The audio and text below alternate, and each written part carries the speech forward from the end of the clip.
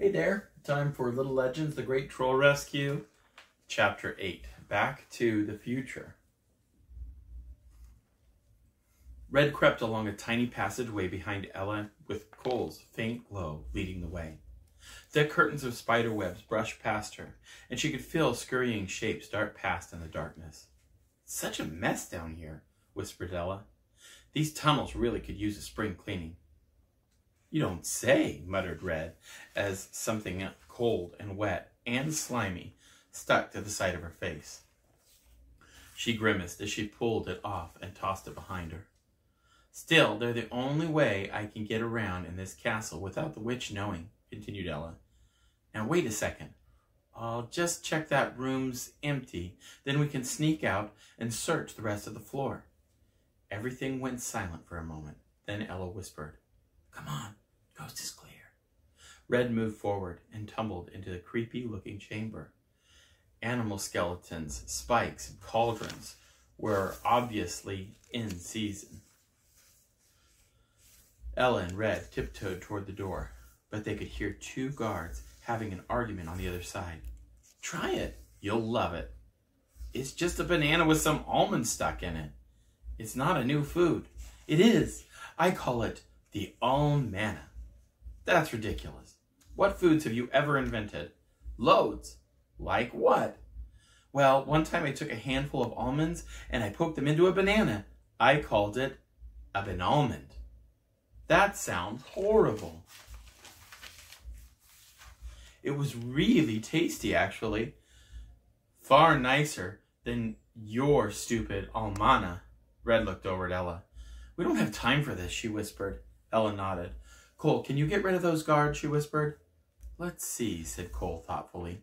He started a wild dance, spinning through the air until he was just a glowing bird. Suddenly, he stopped in a bizarre pose, his face a mask of intense concentration. He clicked his fingers 3 times and muttered some magic words. Outside the door, Red heard 2 loud shrieks. "My hair! It's falling out! My beard! It won't stop growing!"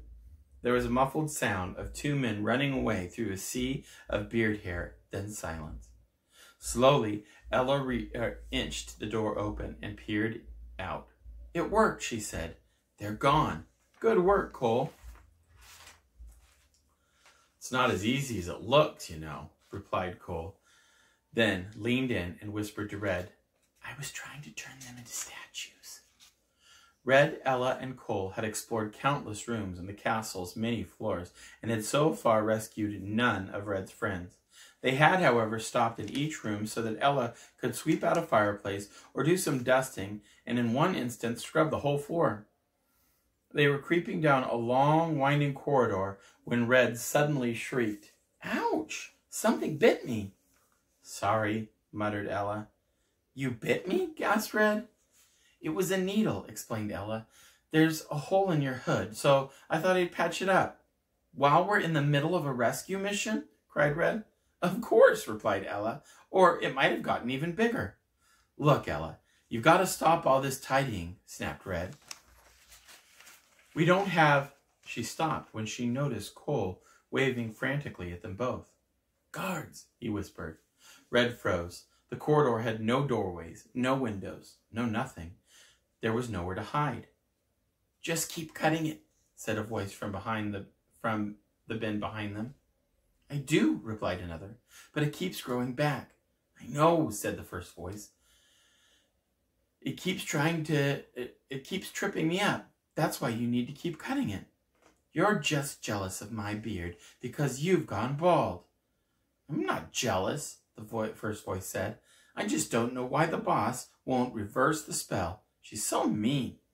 "Of course she's mean," snapped the second voice. "She's a wicked witch." "Cole," hissed Ella, "do something, anything." The fairy godbrother thought for a moment. Then he leapt into the air and performed another chaotic dance. There was a puff of smoke, and a door appeared in the wall next to them. On it hung a hastily painted sign saying, "To the future." "Where's the future?" whispered Red. "No idea," replied Ella, "but it's either there or the guards take us to the dungeons." She opened the door, and they all leapt through. Red was extremely surprised to discover that the door led back to exactly where they had just come from, except the guards were no longer behind them. They were just in front. Red held her breath and tried to be as quiet as possible. The smaller guard was completely bald and carrying a plate piled with moldy bread. The bigger guard held a large pair of scissors, which he used every few seconds to chop off his fast-growing beard. "Why'd she have to put those kids in the highest room in the tower?" grumbled the bald guard as they walked away. "Why not down in the dungeon with that troll and the rest of them? I'll bet it was just so that we have to keep going up and down to them for their food. You know, just to make us that little bit more miserable. I'm starting to think she really hates me." "She's not the only one," muttered the bearded guard as they disappeared around a bend. "That's the furthest I've ever been able to go," whispered Cole excitedly. 8 whole seconds into the future. Amazing! Red smiled as she realized what to the future meant. "Well done, Cole," she said, ruffling his blue hair. "And now we know where my friends are, too."